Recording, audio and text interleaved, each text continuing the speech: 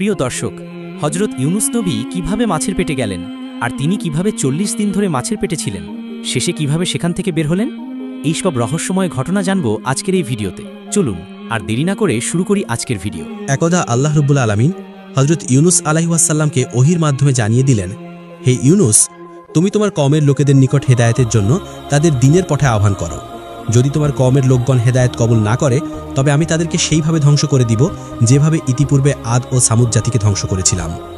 অতঃপর হজরত ইউনুস আলাইহিসসালাম তার কওমের নিকট গিয়ে বললেন, হে আমার কওম, তোমরা স্বীকার করে নাও আল্লাহ রাব্বুল আলামিন ব্যতীত আর কোনো উপাস্য নেই। আমি তার প্রেরিত রাসূল। তোমরা দেবদেবীর পূজা পরিত্যাগ করে এক নিরাকার ও সর্বশক্তিমান আল্লাহ রাব্বুল আলামিনের উপাস্য ও ইবাদত করো এবং আমার উপদেশ ও আদেশ অনুযায়ী কাজকর্ম করো।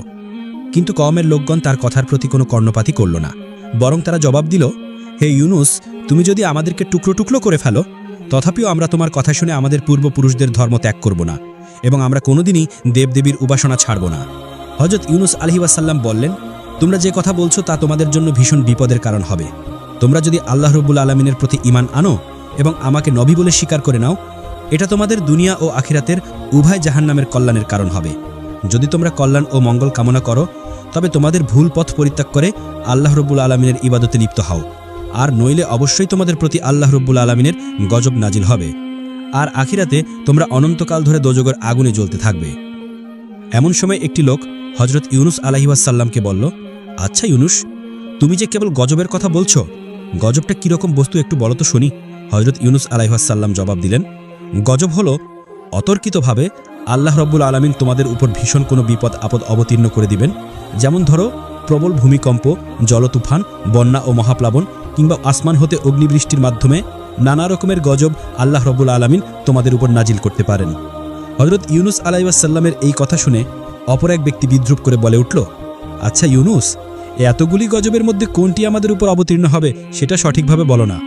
হজরত ইউনুস আলাইহিসসালাম বললেন, হে আল্লাহর বান্দা, কোনটি যে আসবে তা আমি সঠিকভাবে বলতে পারি না। এর সঠিকতা কেবলমাত্র আল্লাহ রাব্বুল আলামিনই বলতে পারেন। তবে এই বিপদগুলির যে কোনো একটি যে আসবে তাতে কোনো সন্দেহ নেই, কেননা আল্লাহ রাব্বুল আলামিন আমাকে তা জানিয়ে দিয়েছেন। হজরত ইউনুস আলাইহিসসালামের কথা শুনে সকলেই হেসে উঠল এবং তারা বলল, ইউনুস ধোঁকাবাজ, তোমার কথার কোনো স্থিরতা নেই। এরপর তারা বলল, আচ্ছা তবে এই কথাও তো বলো, ওই গজব কোন দিন আসবে? হজরত ইউনুস আলাইহিসসালাম বললেন, কোন দিন আসবে তাও আমি সঠিকভাবে বলতে পারি না। অবশ্য এতে কোনো সন্দেহ করার কারণ নেই। কোনো না কোনো একদিন আল্লাহ রাব্বুল আলামিনের গজব হঠাৎ করে তোমাদের উপর এসে পড়তে পারে, যদি না তোমরা আল্লাহ রাব্বুল আলামিনের প্রতি ঈমান আনয়ন করো। অবাধ্য কাফেরা তার কথা শুনে আবার অট্টহাসি দিয়ে উঠল। কেউ কেউ হজরত ইউনুস আলাইহিসসালামকে পাগল ও মূর্খ বলে তার গায়ে তুথু নিক্ষেপ করতে লাগলো, আবার কেউ তার গায়ে ইট নিক্ষেপ করতে লাগলো। অতপর হজরত ইউনুস আলাইহিসসালাম ব্যথিত মনে তাদের নিকট থেকে উঠে চলে গেলেন। তাদের এইরূপ ব্যবহারের কারণে হজরত ইউনুস আলাইহিসসালাম খুবই ব্যথিত হয়েছিলেন, কেননা তিনি যাদেরকে সৎ উপদেশ দিচ্ছিলেন তারা তো তার উপদেশের প্রতি কর্ণপাত করছেই না, উপরন্তু তারা তাকে বিদ্রুপ ও উপহাস করছে। এভাবে তিনি তার কওমের লোকেদেরকে একাধারে 40 বছর পর্যন্ত দাওয়াত দিলেন, কিন্তু তার এই দাওয়াত ও প্রচেষ্টা সম্পূর্ণ ব্যর্থতায় পর্যবসিত হল। কোনো মানুষ আল্লাহ রাব্বুল আলামিনের প্রতি ঈমান আনয়ন করল না। অতঃপর হজরত ইউনুস আলাইহিসসালাম আল্লাহ রাব্বুল আলামিনের দরবারে 2 হাত তুলে প্রার্থনা জানালেন, হে মাবুদ, তুমি এই অবাধ্য লোকেদের উপর গজব নাজিল করো। হজরত ইউনুস আলাইহিসসালামের এই রূপ দেওয়ার পরিপ্রেক্ষিতে আল্লাহ রাব্বুল আলামিনের তরফ থেকে তাকে জানিয়ে দেওয়া হলো, হে ইউনুস, আমি যথাসময়ে তাদের উপর গজব নাজিল করব, এ ব্যাপারে তুমি তাড়াহুড়া করিও না। হজরত ইউনুস আলাইহিসসালাম বললেন, হে মাবুদ, আপনি কোন দিন তাদের উপর গজব নাজিল করবেন? আল্লাহ রাব্বুল আলামিনের পক্ষ থেকে তাকে উত্তর দেওয়া হলো, যখন সময় হবে ঠিকই আমি তাদের উপর গজব নাজিল করব। এরপর একদিন হজরত ইউনুস আলাইহিসসালাম রাস্তা দিয়ে কোথাও যাচ্ছেন, এমন সময় তার সাথে কতিপয় কাফেরের দেখা হলো। তারা তাকে বিদ্রুপের সঙ্গে জিজ্ঞাসা করল, হে ইউনুস, তোমার আল্লাহর তরফ থেকে আমাদের উপর গজব তো নাজিল হলো না? তোমার আল্লাহর তরফ থেকে আমাদের উপর নাকি গজব আসবে, কিন্তু কই গজব তো আসছে না। আমরা গজবের আশায় বসে আছি, আর অপেক্ষা করতে করতে একেবারে অতিষ্ঠ হয়ে গিয়েছি। তুমি তাড়াতাড়ি তোমার আল্লাহকে বলো আমাদের উপর যেন তিনি জলদি গজব নাজিল করেন। প্রতিনিয়ত হজরত ইউনুস আলাইহিসসালাম এ ধরনের বিদ্রুপমূলক কথা শুনতে শুনতে একেবারে অতিষ্ঠ হয়ে উঠলেন, তার আর সহ্য হচ্ছিল না। ওদিকে আল্লাহ রাব্বুল আলামিনের পক্ষ থেকেও গজবের সুনির্দিষ্ট তারিখ সম্পর্কে তাকে কোনো কিছুই আভাস দেওয়া হচ্ছিল না। তার লজ্জা ও দুঃখ ক্রমশই বেড়ে চলল। অবশেষে তিনি একদিন সিদ্ধান্ত নিলেন এই দেশ ছেড়ে তিনি চলে যাবেন। সে মতে একদিন তিনি আল্লাহ রাব্বুল আলামিনের অনুমতি ব্যতীতই নিজের পুত্র ও স্ত্রী সন্তানকে নিয়ে বাড়ি থেকে বের হয়ে পড়লেন। চলে যাবেন অজানা কোনো দূর দেশে। কিন্তু হজরত ইউনুস আলাইহিস সালামের এই কাজটি আল্লাহ রাব্বুল আলামিন তেমন পছন্দ করলেন না। তখন তার উচিত ছিল আল্লাহ রাব্বুল আলামিনের পক্ষ থেকে অনুমতি নেওয়ার।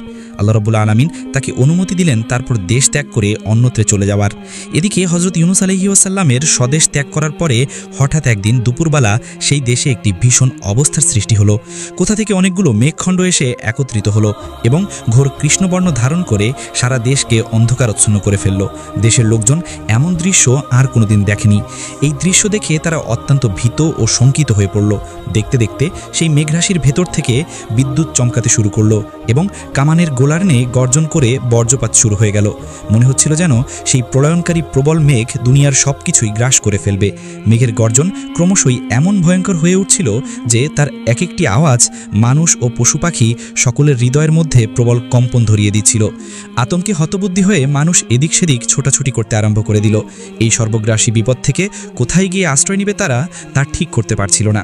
সকলেরই মনে হতে লাগলো যে এটা আর কিছুই নয়, হজরত ইউনুস আলাইহিস সালাম যে তাদেরকে বারবার আল্লাহর গজবের ভয় দেখিয়েছিলেন, নিশ্চয়ই এটা সেই আল্লাহ রাব্বুল আলামিনের প্রেরিত গজব। তখন তারা বুঝতে পারল হজরত ইউনুস আলাইহিস সালাম একজন আল্লাহর সত্য নবী ছিলেন এবং তার ভবিষ্যৎবাণীও সত্য ছিল। এরপরে তারা আর্তনাদ করতে লাগলো, হায় হায়, এখন আমরা কি করব? কে আমাদেরকে এই বিপদ থেকে রক্ষা করবে? হজরত ইউনুস আলাইহিস সালাম তো দেশ ত্যাগ করে চলে গিয়েছেন। দেশে থাকলে না হয় তার কাছে গিয়ে কান্নাকাটি করে তার হাত পা ধরে বলতাম, হে ইউনুস, আমরা তোমার কথা না শুনে অন্যায় করেছি, আর এখন থেকে আমরা তোমার সকল উপদেশ মেনে চলব। তুমি আল্লাহ রাব্বুল আলামিনের নিকট সুপারিশ করো যাতে তিনি আমাদেরকে এই বিপদ থেকে রক্ষা করেন। কিন্তু এখন আমরা হজরত ইউনুস আলাইহিস সালামকে কোথায় পাবো? তিনি তো দেশ ত্যাগ করে কোনো সুদূর অজানা রাজ্যে চলে গিয়েছে, আমরা তো তার কোনো খোঁজ খবরই জানি না। ইউনুস আলাইহিস সালামের কওম এইভাবে সম্পূর্ণরূপে হতাশ ও নিরাশ হওয়ার পরে পরস্পর পরামর্শ করে একটি সিদ্ধান্ত নিল যে, হে সম্প্রদায়ের লোকেরা, আসুন আমরা একটি কাজ করি।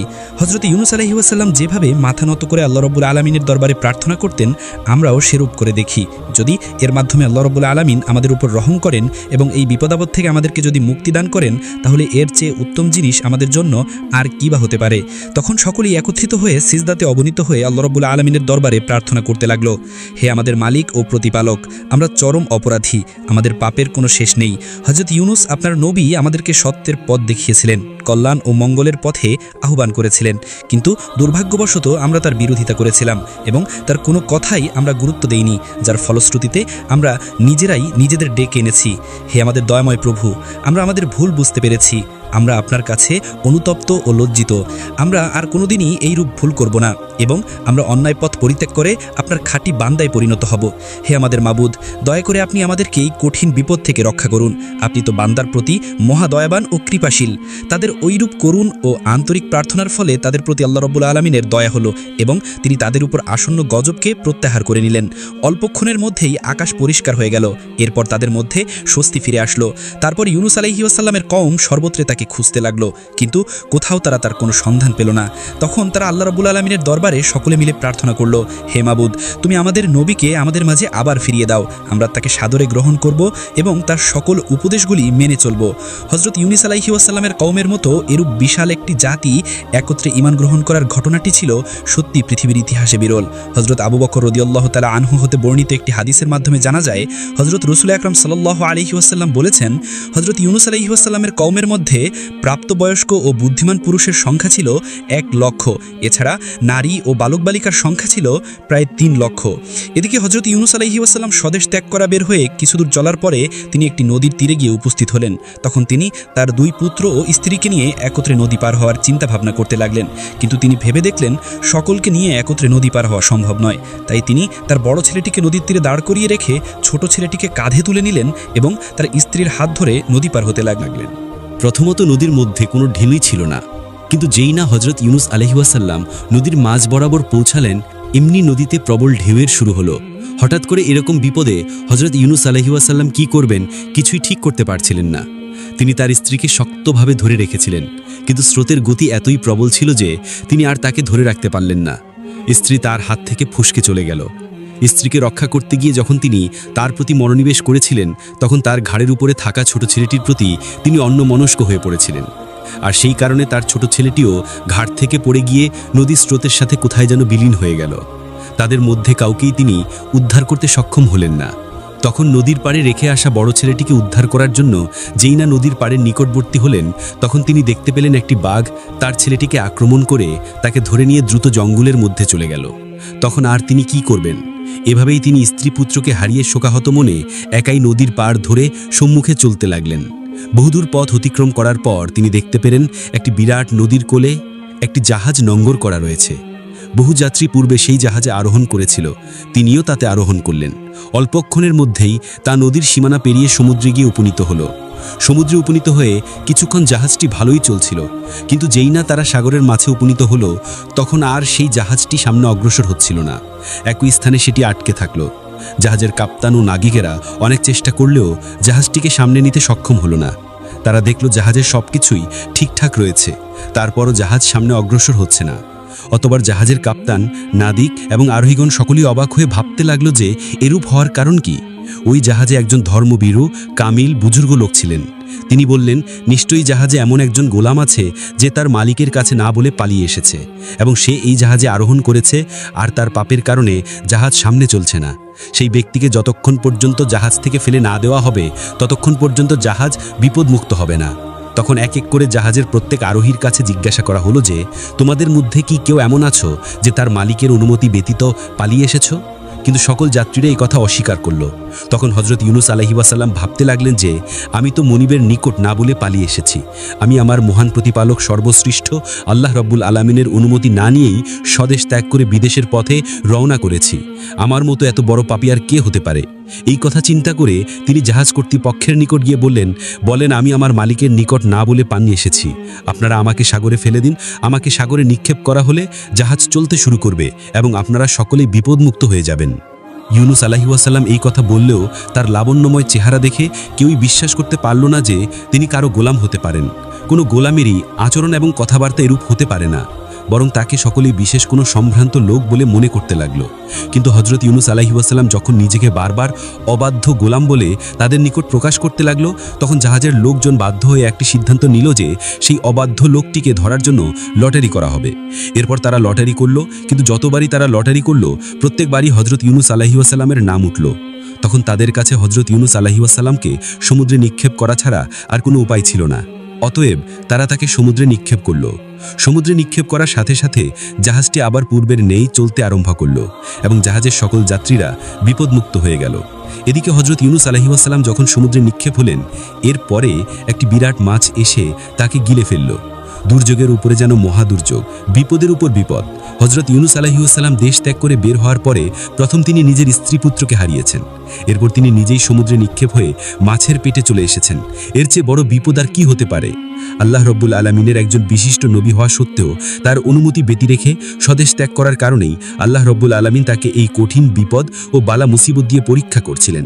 আল্লাহ রব্বুল আলামিন হজরত ইউনুস আলাইহিস সালামকে দুনিয়া থেকে তুলে নেওয়ার বদলে তাকে বাঁচিয়ে রাখার ইচ্ছা করলেন। এ কারণে তিনি উক্ত মাছটিকে হুকুম করলেন, হে মৎস্য, আমার প্রিয় নবী তোমার পেটে আশ্রয় গ্রহণ করেছে, সাবধান, তার যেন কোনো প্রকার কষ্ট বা অসুবিধা না হয়, এদিকে তুমি সর্বদা লক্ষ্য রাখবে। হজরত ইউনুস আলাইহিস সালাম মাছের পেটে যাওয়া মাত্রই কেঁদে কেঁদে আল্লাহ রব্বুল আলামিনের দরবারে ইস্তেগফার করতে লাগলেন এবং তিনি ফরিয়াদ করতে লাগলেন, হে মাবুদ, তুমি আমাকে ক্ষমা করে দাও। আমি আর কোনোদিন তোমার অসন্তুষ্টিমূলক কোনো কাজ করব না। তুমি আমার এবারের অপরাধ অনুগ্রহপূর্বক মার্জনা করো। তিনি এভাবে আল্লাহ রব্বুল আলামিনের দরবারে কাকুতি মিনতি করছিলেন আর বারবার একটি দোয়া পড়ছিলেন, লা ইলাহা ইল্লা আনতা সুবহানাকা ইন্নী কুনতু মিনাজ জালিমিন। হে আল্লাহ, আপনি ছাড়া কোনো মাবুদ নেই, আপনি পবিত্র আর আমি জালিমদের অন্তর্ভুক্ত। এভাবেই একাধারে হজরত ইউনুস আলাইহিস সালাম মাছের পেটে 40 দিন কাটালেন এবং ইউনুস আলাইহিস সালাম মাছের পেটে থেকে বিরতিহীনভাবে এই দোয়াটি পাঠ করে যেতে লাগলেন। তিনি বুঝতে পারছিলেন না কখন দিন হচ্ছে আর কখন রাত হচ্ছে।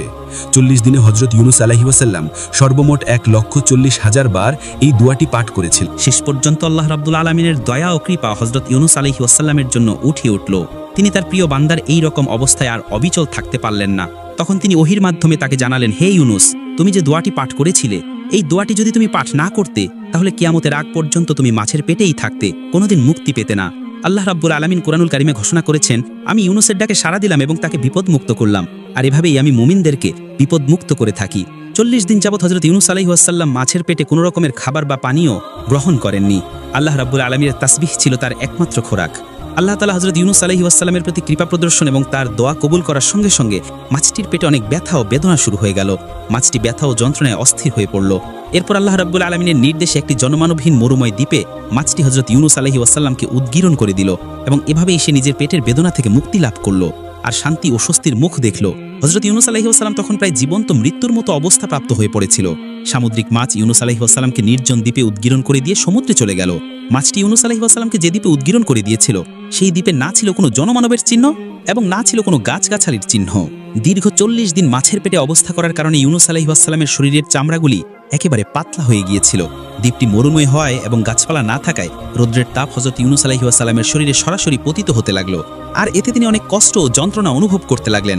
অপরদিকে ক্ষুধা ও তৃষ্ণাতেও তিনি একেবারে কাতর হয়ে পড়েছিলেন। কিন্তু তিনি কি খাবেন?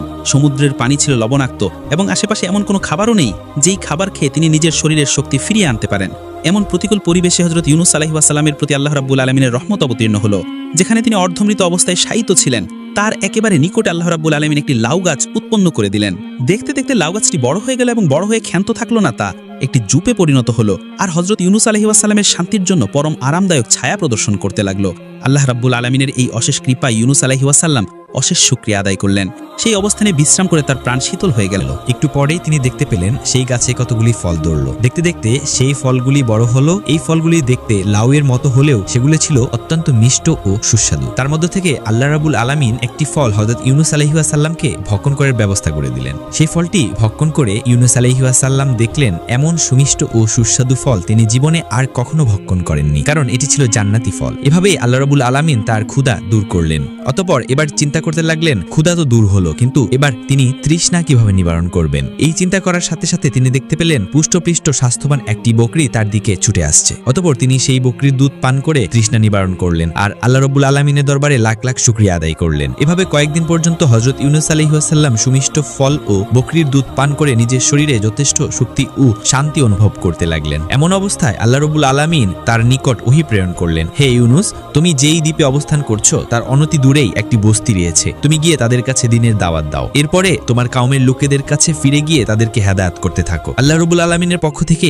এরূপ আদেশ পেয়ে হযরত ইউনূস আলাইহিস সাল্লাম সেই দ্বীপ থেকে সামনে চলতে লাগলেন। কিছু দূর অগ্রসর হবার পরে তিনি একটি লোকালয়ের কাছে গিয়ে পৌঁছালেন, যেখানকার মানুষদের চরিত্র ছিল খুবই উত্তম। তারা ইতিপূর্বে হযরত ইউনূস আলাইহিস সাল্লামের নাম শুনেছিল এবং তাকে নিজেদের মধ্যে পাওয়ার জন্য অধীর আগ্রহে বসেছিল। সুতরাং হযরত ইউনূস আলাইহিস সাল্লাম তাদের মধ্যে গিয়ে উপস্থিত হলেন। তখন তারা আনন্দে আত্মহারা হয়ে গেল। অতঃপর তিনি তাদের কাছে দিনের বিধিবিধান পেশ করলেন আর আল্লাহ রাব্বুল আলামিনের দিন কবুল করে হযরত ইউনূস আলাইহিস সাল্লামের উম্মতে পরিণত হলো। অতঃপর হযরত ইউনূস আলাইহিস সাল্লাম সেই দেশের সর্বোচ্চ ভ্রমণ করে ওয়াজ নসিহত করতে লাগলেন।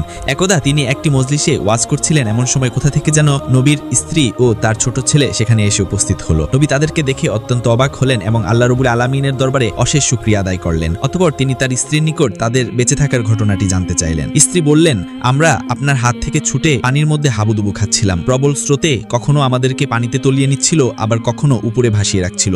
আমরা অত্যন্ত ভীত হয়ে পড়েছিলাম। এভাবে কয়েক ঘন্টা চলার পরে আমাদের পায়ের নিচে মাটি আসলো, তখন আমরা সেখানে সোজা হয়ে দাঁড়ালাম আর এর মধ্যে স্রোতের প্রবলতা কিছুটা কমে গেল। একটু পরে আমরা দেখতে পেলাম সেখানকার পানি সম্পূর্ণরূপে শুকিয়ে গিয়েছে। তখন আমরা সেখান থেকে উঁচু স্থানের দিকে হাঁটতে লাগলাম। কিছু দূর হাঁটার পরে আমাদের সাথে কয়েকজন মানুষের দেখা সাক্ষাৎ হলো। তারা আমাদেরকে অসহায় অবস্থায় দেখে আমাদের নিকট আসলো এবং আমাদের পরিচয় জিজ্ঞাসা করলো। আমি তখন আপনার নাম বলে পরিচয় দিলাম। তারা আমাদেরকে যথেষ্ট সম্মান প্রদর্শন করে তাদের সঙ্গে কিনিয়ে চললো। আমরা তাদের সাথে তাদের বাড়িতে গিয়ে পৌঁছালাম। তারা আমাদেরকে সেখানে আশ্রয় দিল এবং আমাদের থাকা খাওয়ার সম্পূর্ণ ব্যবস্থা করে দিল। এভাবেই দিন চলছিল। একদিন আমি স্বপ্নে দেখলাম একজন শুভ্র পোশাক পরিহিত ব্যক্তি আমাকে বলছে, হে নবীর স্ত্রী, তোমার স্বামীর উপর আল্লাহ রাব্বুল আলামিনের পরীক্ষা শেষ হয়েছে। অল্প দিনের মধ্যেই তার সাথে তোমার সাক্ষাৎ হবে এবং আল্লাহ রাব্বুল আলামিন তোমাদের সুখের দিন ফিরিয়ে দিবেন। এরপর একদিন আমরা জানতে পারলাম যে আপনি এই লোকালয়ে আগমন করেছেন আর এই খবর পেয়েই আমরা আপনার কাছে এসে উপস্থিত হলাম। স্ত্রীর মুখে এই কাহিনী শুনে নবী অনেক খুশি হলেন এবং আল্লাহ রাব্বুল আলামিনের দরবারে লাখ লাখ শুকরিয়া আদায় করলেন। একদিন পর হযরত ইউনূস আলাইহিস সালাম এক বৈঠকে বসে কয়েকজন লোককে উপদেশ প্রদান করছিলেন। এমন সময় একজন লোক সেখানে এসে উপস্থিত হয়ে বললেন, হুজুর, কিছুদিনের আগের ঘটনা। আমরা 8 থেকে 10 জন লোক একটি জঙ্গলে কাঠ কাটার উদ্দেশ্যে গমন করলাম। হঠাৎ আমরা দেখতে পেলাম একটি বাঘ একটি বালককে নিয়ে দ্রুত জঙ্গলের অভ্যন্তরে চলে যাচ্ছে। তখন আমরা সকলে মিলে অস্ত্রশস্ত্র নিয়ে বাঘটিকে ধাওয়া করলাম। আমাদের ধাওয়া খেয়ে বাঘটি বালকটিকে ছেড়ে চলে গেল। বালকটি সম্পূর্ণ মুমূর্ষ অবস্থায় পড়েছিল। এরপর আমি ও আমার বন্ধুরা বালকটিকে বাড়িতে নিয়ে এসে অনেক চিকিৎসা ও সেবা যত্ন করলাম, যার কারণে সে সম্পূর্ণরূপে আরোগ্য লাভ করলো এবং সুস্থ হয়ে উঠল। সুস্থ হওয়ার পরে সে তার সম্পূর্ণ ঘটনা আমাদেরকে খুলে বলল এবং সে বলল যে আমি আল্লাহর নবী হযরত ইউনুস আলাইহিস সালামের পুত্র। তখন হযরত ইউনুস আলাইহিস সালাম বললেন, আমার পুত্র কোথায়? তাকে জলদি নিয়ে এসো। লোকটি বলল, হুজুর এখনই আমার সঙ্গের লোকজন তাকে নিয়ে আপনার কাছে উপস্থিত হবেন। এর কিছুক্ষণ পরে হযরত ইউনুস আলাইহিস সালামের ছেলেটিকে নিয়ে কিছু লোক তার কাছে উপস্থিত হলো। ছেলেকে এভাবে অকল্পনীয়ভাবে ফিরে পেয়ে হযরত ইউনুস আলাইহিস সালাম আল্লাহ রাব্বুল আলামিনের দরবারে লাখ লাখ শুকরিয়া আদায় করতে লাগলেন এবং তার দুই চোখ দিয়ে অবিরল দ্বারায় আনন্দের অশ্রু বেগলিত হতে লাগলো। স্ত্রী পুত্রকে ফিরে পাওয়ার পরে হযরত ইউনুস আলাইহিস সালাম চিন্তা করলেন এবার তাকে স্বদেশ পানে ফিরে যেতে হবে, কারণ এটাই ছিল আল্লাহ রাব্বুল আলামিনের নির্দেশ। অতঃপর তিনি সেই দেশের লোকজনকে বিদায় জানিয়ে স্বদেশের পথে গমন করেন। প্রিয় দর্শক, এই ছিল মহান আল্লাহর এক প্রিয় নবীর কাহিনী, যার ধৈর্য, তৌবা আর আল্লাহর প্রতি ভরসা আজও আমাদের জন্য বড় শিক্ষা।